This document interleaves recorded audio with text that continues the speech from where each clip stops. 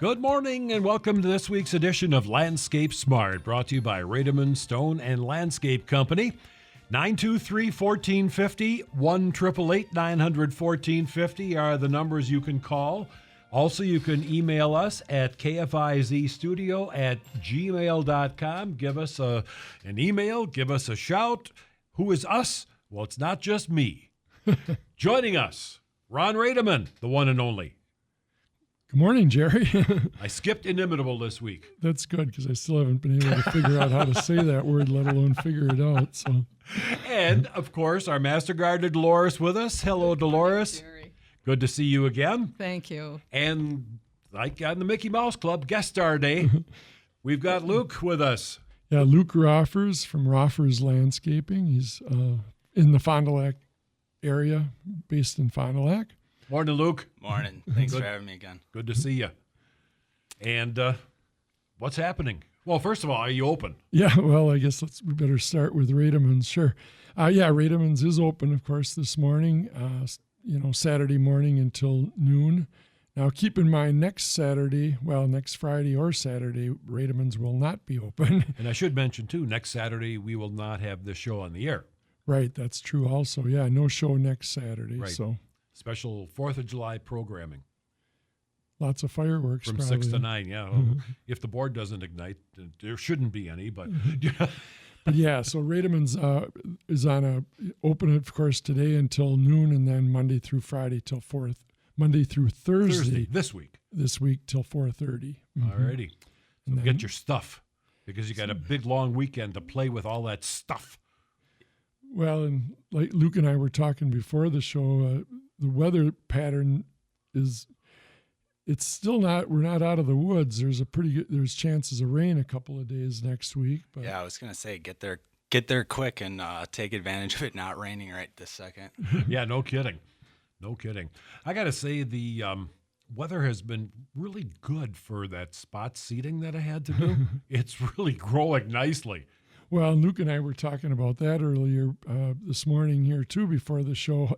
If you were lucky enough to get your grass planted at any point in time in the last month or so, you're out there mowing it and it's growing because It's the right mixture of temperature and water. And Apparently, it's working. because I, who can't grow a weed, the spots that I filled in some were like 2 feet in diameter, they're green again. Well, and it's been the rains were timely. It kind of messes up with your schedule when you're landscaping, but the rains were timely where it's raining about every other day, which is if you're trying to get it to be dry enough to do a lawn. Yeah, it makes us jump around a little bit from job to job, trying to find different things that we can do at this time, and we end up using a lot of bringing in shredded dirt because that's stored in Rademann's shed, so it stays dry.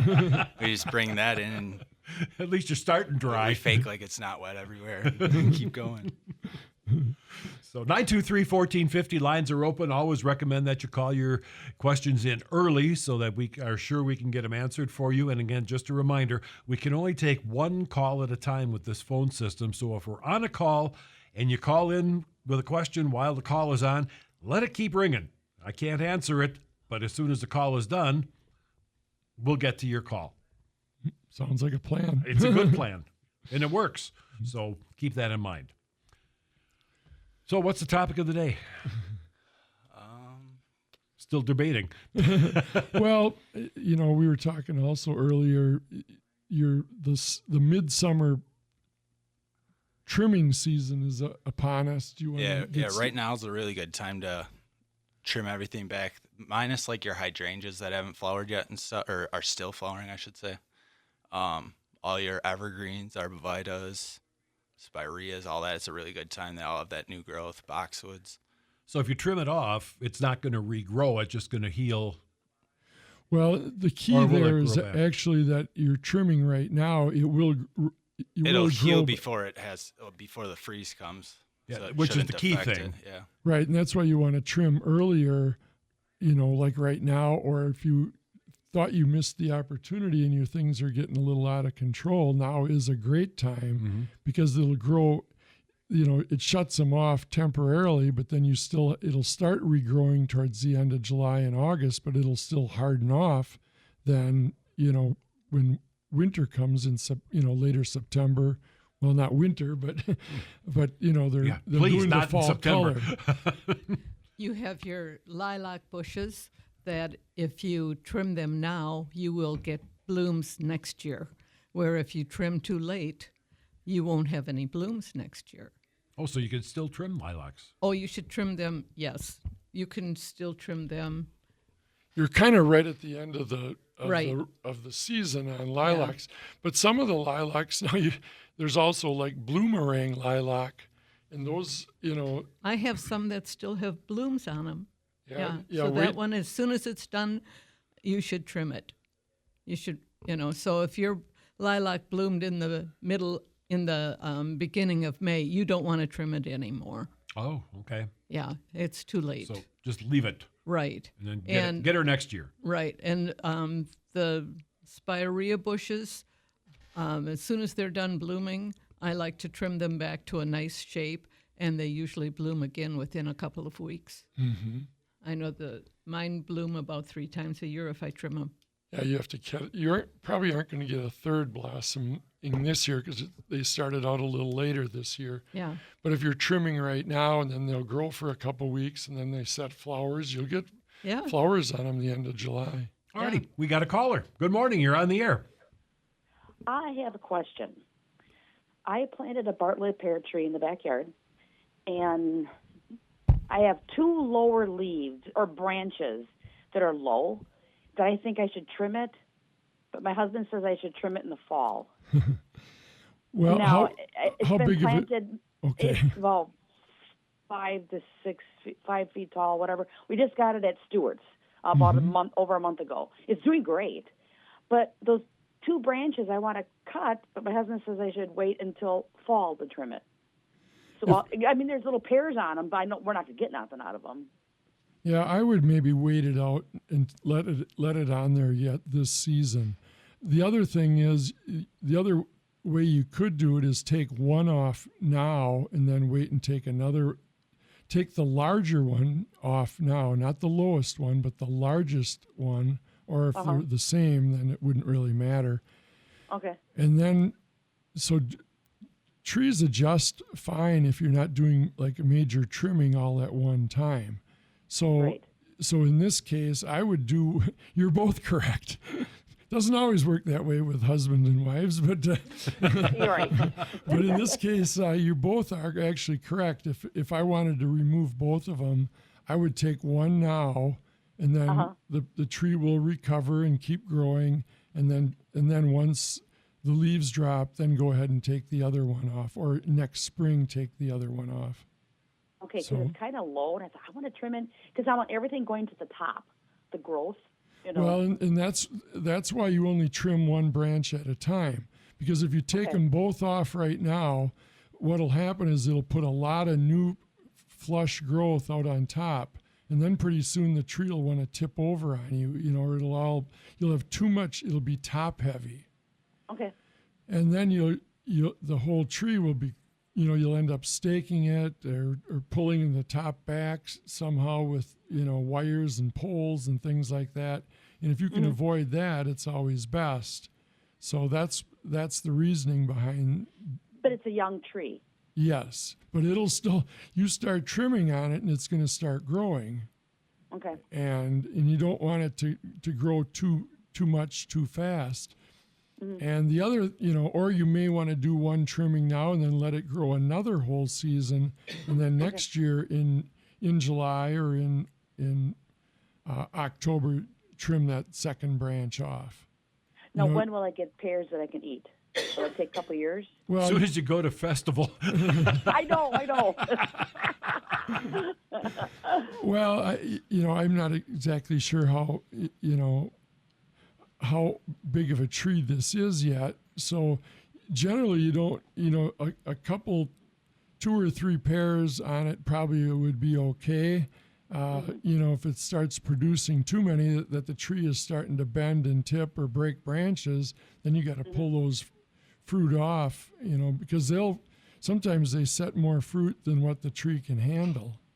Mm-hmm. So, you know, without knowing that, you know, how big of a tree it really is, I can't say when it's going to fruit. It's not that big. It's no bigger than your wrist. You know, the trunk. Well, bigger than your wrist, that's pretty big.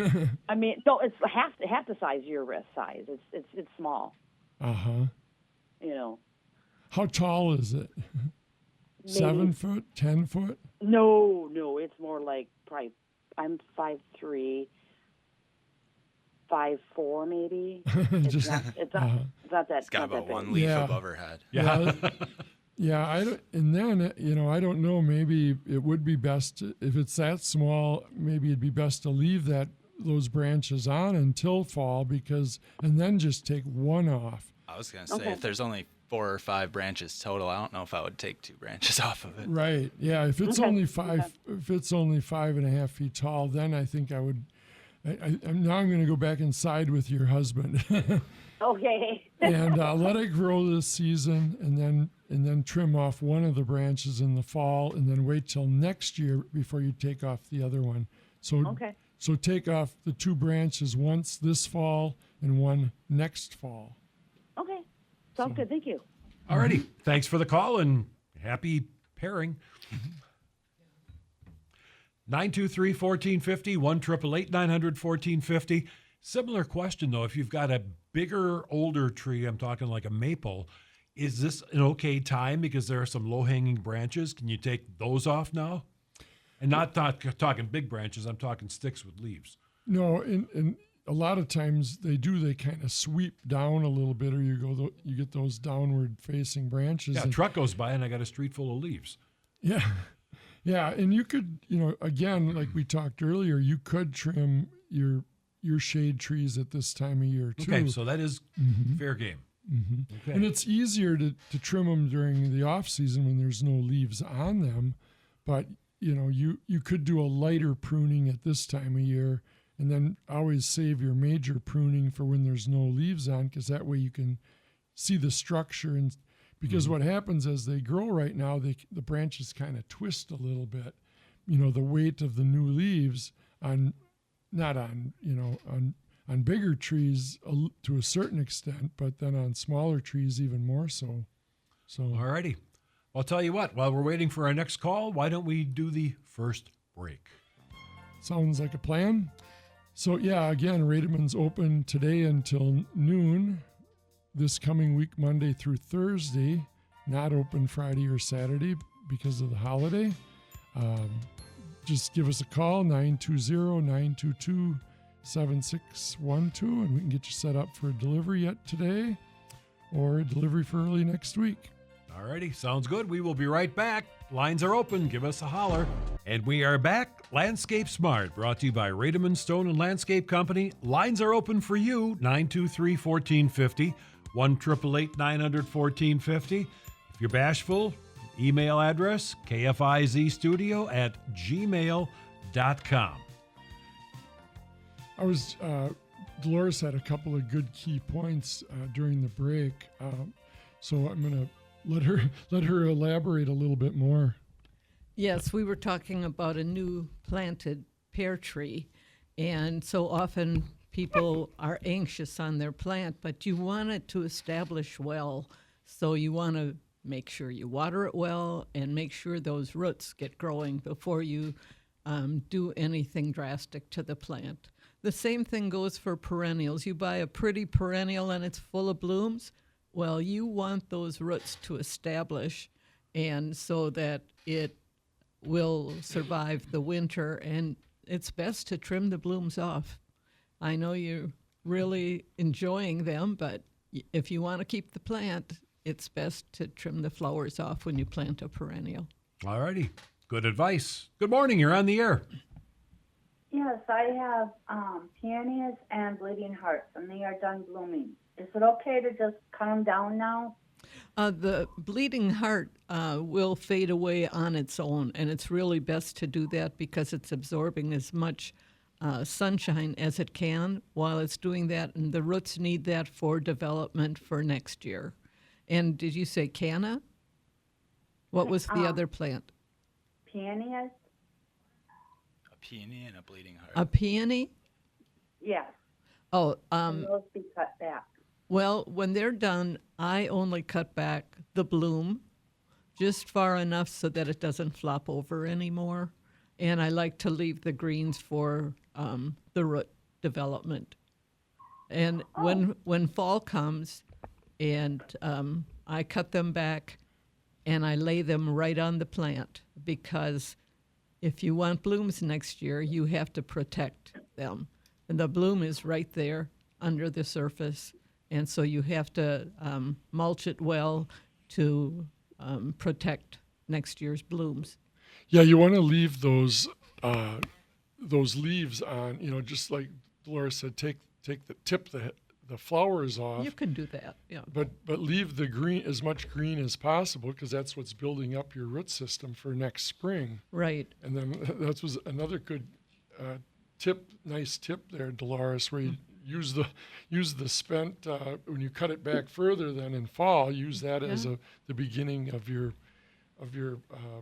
composting and mulching over the top of it. Yeah, I gave my neighbor a peony, and she said, I've had it 3 years and it hasn't bloomed. And I said, did you mulch it?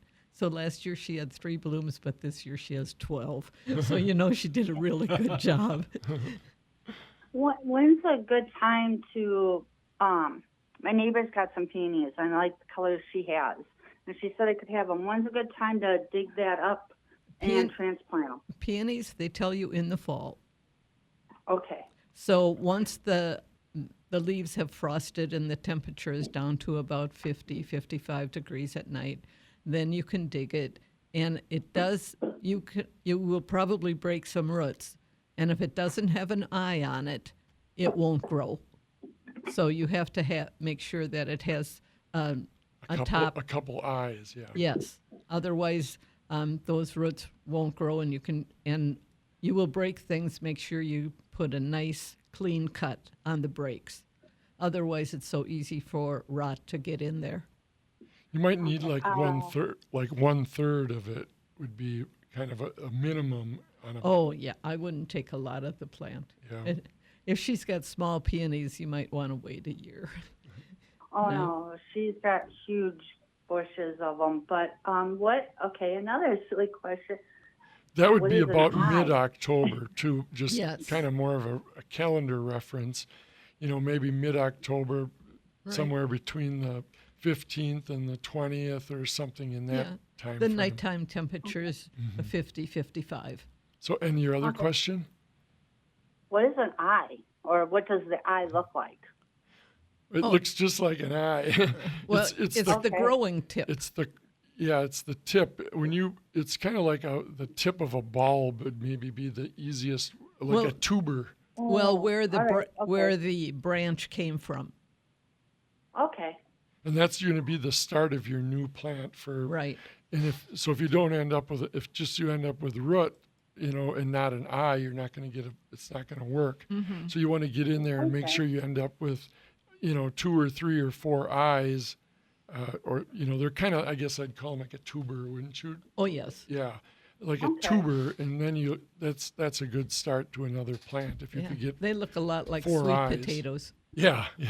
Oh, okay. Got it. Potato, perfect illustration. Thank you. All right. Thank you very much, and have a great day. Thank you too. for your call. We appreciate it. Good luck with your project. Then we got an email question in, gang.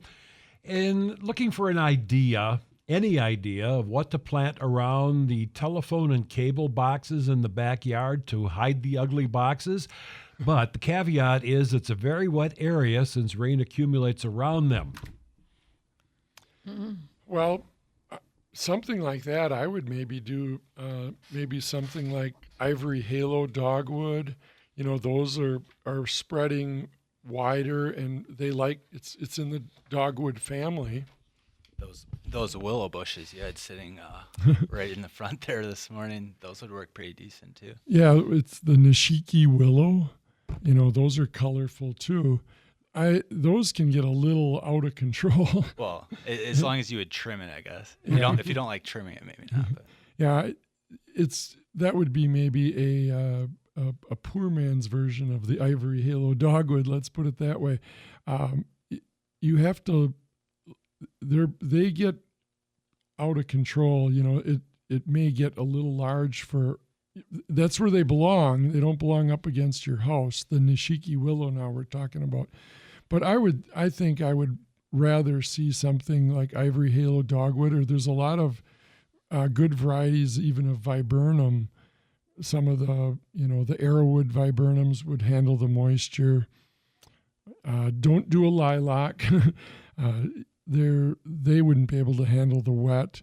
And along, the 9-barks might be okay. A lot of those would have purple foliage, most of them. Anything else to add, Delores? Sure.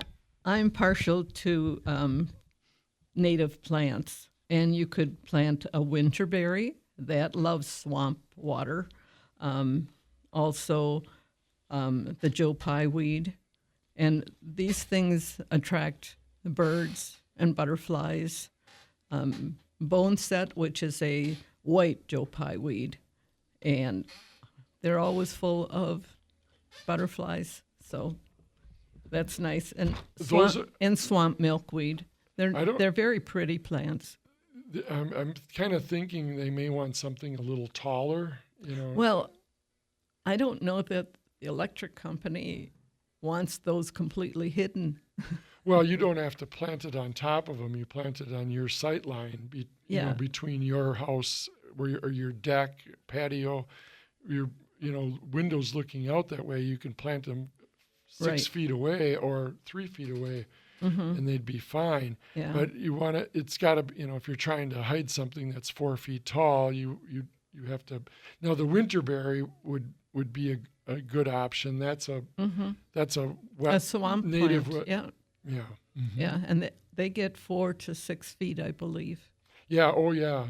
Yeah. There's different varieties of the winterberry. Keep in mind, if you plant winterberry, though, there's a male and a female. Yes. So if you want the bright red berries come winter, which is when they form in later October and November, you have to have both the male version and the female version, because one or the other won't get you too far.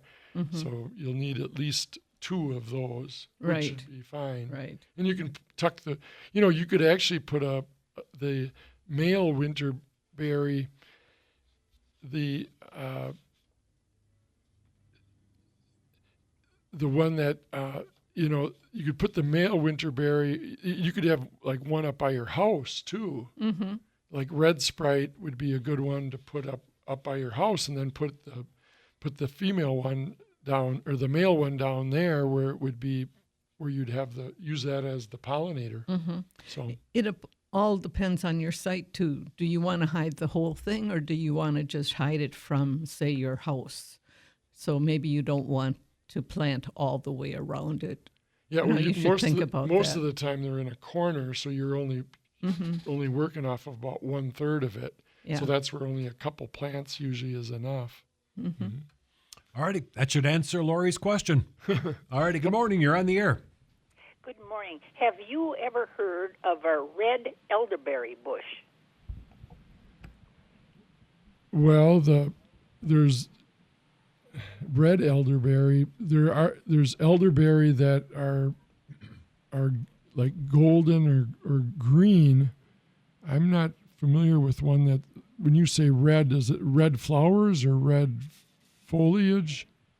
It's a cluster of red berries. It's absolutely beautiful.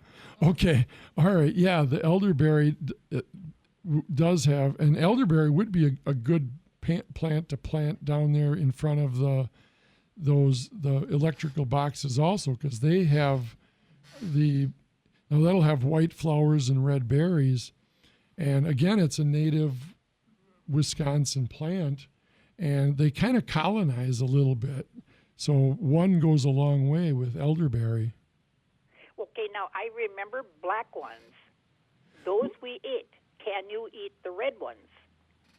Well, and see, that's just it. I'm thinking more of the true native that has the black bear or the blackberry and the white flowers.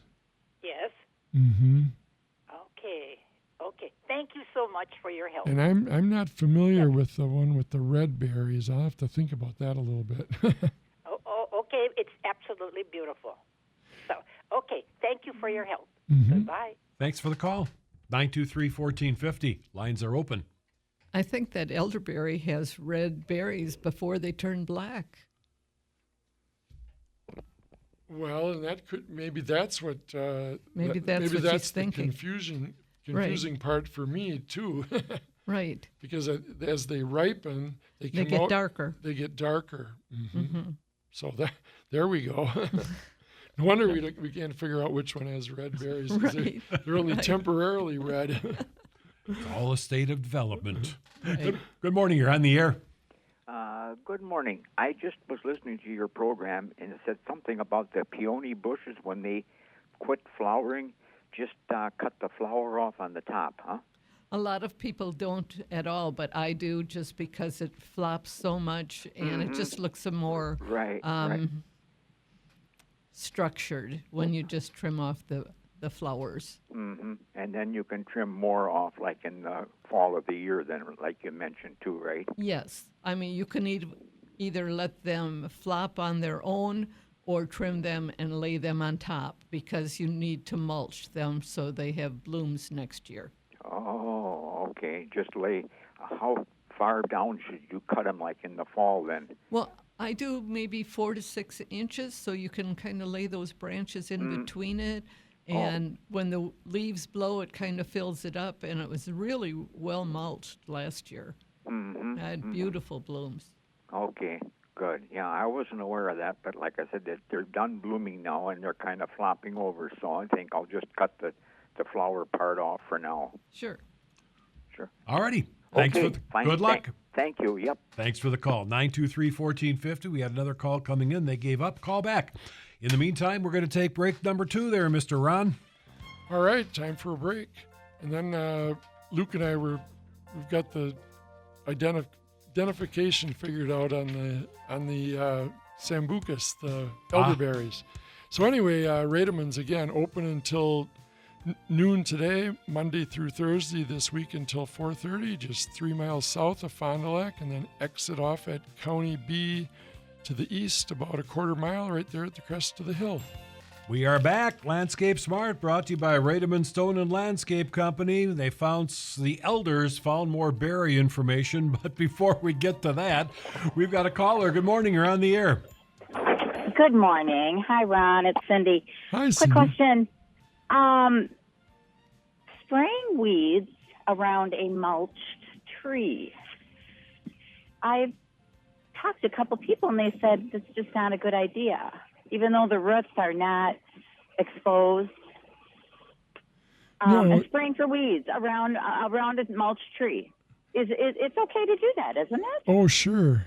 Because Yes. if you're using a contact herbicide such as, glyphosate, Roundup, cleanup, those, if you're spraying, those are predominantly grass killers, but they'll slow some easy weeds down. Sure, because whatever if you're spraying it on anything green, that's fine. If you're spraying it, whatever you spray it on, it doesn't work its way into the soil. Those contact weed killers only work if you spray them on the foliage of the leaves. Correct. So Right. And that's all what I've always thought. And somebody who's kind of knowledgeable said, oh, no, don't ever spray around a tree, that has been mulched and things are coming through because it is affecting the roots of the tree. now, if you would use like a pre-emergent, No. or even some of the others, there are potentially some weed killers that could damage the roots of the trees, that would go into the soil, but like cleanup or glyphosate, it neutralizes when it hits soil, so you wouldn't have to worry about it damaging the roots then. Okay. Well, thank you, because yes, I'm just a basic grass and weed killer with glyphosate in it is what I'm using. So that I just wanted to make sure I'm not going to kill anybody's tree. So yes, and that it is okay to do. Sure. All right. Well, I'll have another discussion with that person then, and We'll get to the we'll bottom hash of it it. yeah. Maybe we got to get Thank you. you. Maybe we got to get you two both in here at the studio, one on each side of me, and we can do battle. Yes, we'll debate it. All right. Thanks for the call. Thank you. All right, take care. Bye-bye. Lines open 923-1450. Well, and Luke and I were talking a little bit more about the elderberry thing, and they're actually I'm really only familiar with the true native black elderberry, Sambucus canadensis, but then it looks like there's the red one is racemosa. Yeah, Sambucus racemosus, and because Luke knew more about that one than I did, so we're flinging the microphones here back and forth. But the Sambucus canadensis is the one that kind of has more of the blackberry, and the Sambucus racemosa has the red berries. So both would work in a wetter situation. And then you had another little hint. Back to that power box question.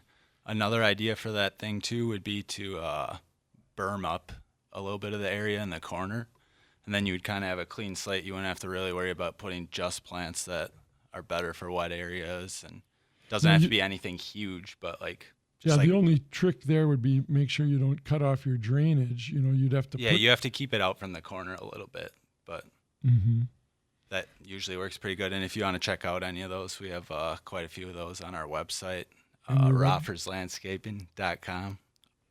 Spell Roffers one more time. Roffers. Rofferslandscaping.com. All righty. 923-1450. Email kfizstudio@gmail.com. Let's see. What are the other questions I got this week? What's those big white flowers growing down on every tree down the streets? And those are actually Japanese tree lilac that you're seeing right now blossoming. They're kind of beautiful. Coming into bloom. And what I like about Japanese tree lilac, the ones they have on the street are probably ivory silk. And ivory silk is a variety that's a little more oval. Works out to be a great street tree because they are salt tolerant, as all lilacs are. They're actually not a real fussy plant. And so you'll see the ivory silk lilacs on a lot of streets and up and down, and they're just starting to blossom right now. And they actually will flower over about a 3 or 4 week period. So that's what's kind of nice. They'll get flowers now, but then there's some secondary blossoms and tertiary blossoms that are kind of right around the corner too. So you do get flowers on those pretty much through till the middle of July. So that's nice. And I like planting them even along like patios and things like that in the backyard, because they're in your backyard and you get to enjoy the aroma and the flowers. So a great backyard tree for screening next to your patios. So they use them as street trees though too. How big do they get? Well,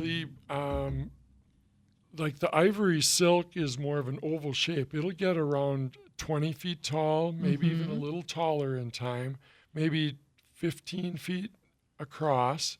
So, it's a nice small it's tree a nice for size, your yard. It's a nice size tree for everybody's yard, big or small. Even Another terraces. one that's kind of interesting is the Chinese tree lilac, and there's a couple different varieties too. I like China Snow.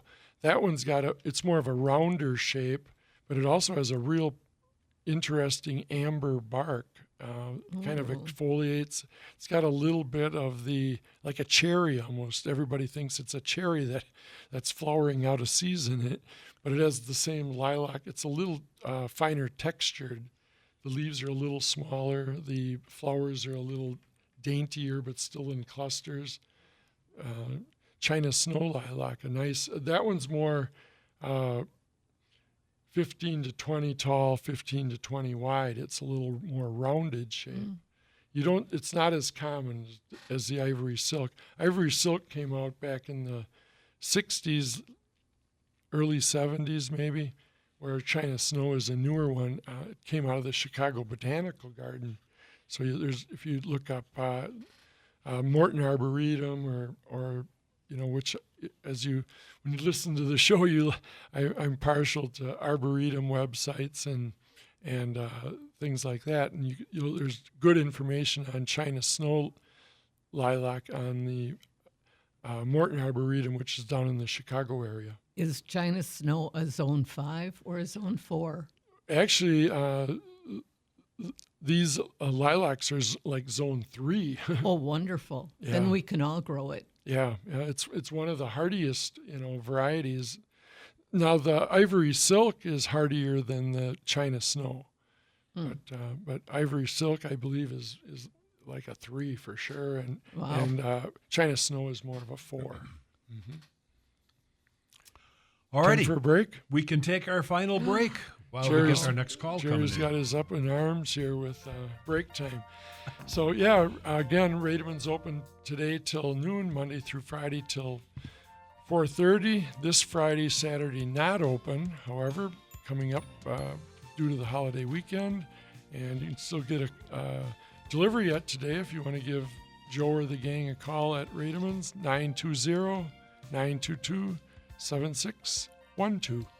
And we are back. The final few moments of this week's edition of Landscape Smart, brought to you by Rademann Stone and Landscape Company. And there is still plenty of time for a phone call. 923-1450, 1-888-900-1450. Email address, kfizstudio@gmail.com. And a question for the learned panel here out of the town of Empire. I have some oaks that have sprouted in an area that I mow. I would like to encourage them to grow. Anything I can do, or should I just leave them alone? Well, for the most part, just leave them alone and let them grow. Yeah, don't mow over them. That'll slow it down considerably. Might affect them. Yeah. But, you could actually, start, fertilizing them or things like that. You could even, encourage that a little bit. Like right now is a great time to still use like your water-soluble fertilizers, Fertilome or Miracle Grow that you mix up in a 5-gallon bucket or a 1-gallon ice cream pail, and you could actually, if these are out in an open area, fill up a couple empty milk jugs, mix it up at home, and then take them out and give them a little drink, and a good balanced fertilizer, 20-20-20 would be real good to if you want to kind of encourage some of those new seedlings to grow. How about the grass around them? Should that be removed if you can without injuring the tree? Good point, Delores, there, because if you start fertilizing around that little tree, the grass is going to take off and grow just as well. So you could kind of skim a little circle around it, and pull that grass out of there, and then you could even put a little mulch around it. Right. And then, that would really, and then go ahead with the Miracle Grow or Fertilome. Right. I'm really good about forgetting about those plants, and so I would put a tomato cage around it. Yeah, right. And for a couple of years anyway, and till you can still pull the cage off. Sure. And that way you see the cage and you're like, oh, because I kind of zone out when I cut grass. Alrighty, we got a caller. Good morning. You're on the air. Wonderful. Question for you. I got 10 acres of swampland, and there's a lot of elm that was in there, and it all died off. My forester guy said don't waste any money on it, but if you had to plant something in there for a tree, what would you put in there, or what would you recommend? So is it like somewhat, is it more lower land or high land? Let's start there. It's lowland. Uh-huh. Well, See, there's a river that runs a little ways from it, and that's all backed up with cattails, and it's fairly wet. It's pretty hard even to maneuver in it. There's a lot of grass in it. If you take a four-wheeler, it'll carry you for a while. But Well, there's some good plants that like lower land areas, in addition to, the old native elm. These new varieties of hybrid elm that are disease resistant are good choices, and they grow fast, 2 or 3 feet a year.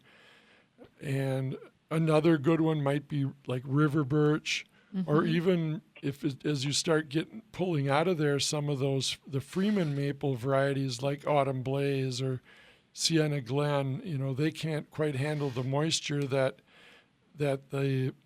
like a river birch can, but just start with the river birch as, more at the bottom, then start mixing in maybe some elm and maple. Another fun one might be like swamp white oak. You try a few of those. Obviously not. How about some tamarack? Well, tamarack, great idea. It would Delores. love it, and the fall color is so beautiful. And even like quaking aspen. Right. Yeah.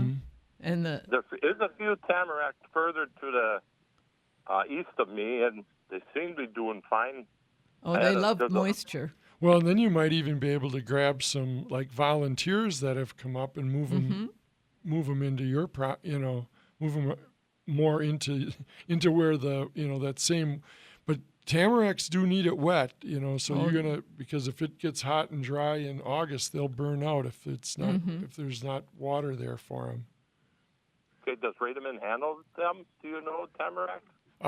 No, you won't be able to find those at Rademann's. They don't have anything, any plants at all at Rademann's now. I would maybe start out. Are you from the Fond du Lac area? Yes. Yeah, then maybe try maybe like Stewart's might be a good option, or maybe some of these other.